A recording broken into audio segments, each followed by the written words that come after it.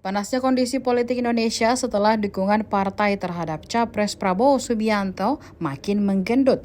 Diketahui sebelumnya PAN, PKB, dan Golkar sudah deklarasi secara resmi memberikan dukungan kepada Capres usungan Gerindra, yakni Prabowo Subianto.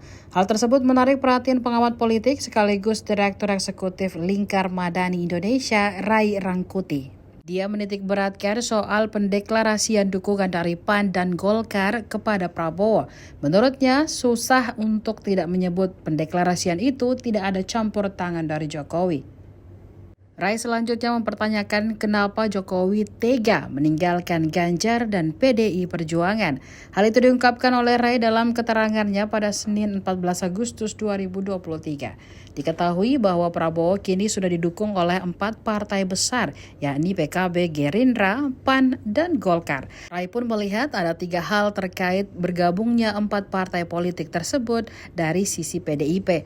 Menurutnya, sikap PDIP itu terlihat seakan tak butuh pada dukungan pihak lain terkait pencapresan Ganjar Pranowo.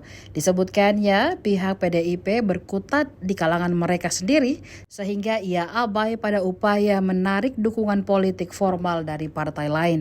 Oleh sebab itu, kini yang justru mendapat dukungan adalah Prabowo. Selanjutnya dikatakan Ray, pernyataan-pernyataan yang jelas mengandung sikap negatif publik terhadap Ganjar terus diproduksi. Seperti kata petugas partai yang sempat ramai beberapa waktu lalu. Ray menilai kata tersebut dianggap tidak strategis disebutkan menjelang Pilpres. Selain itu, sikap Ganjar yang dinilai hanya milik partai dianggap sebagai PDIP yang berhak mengaturnya.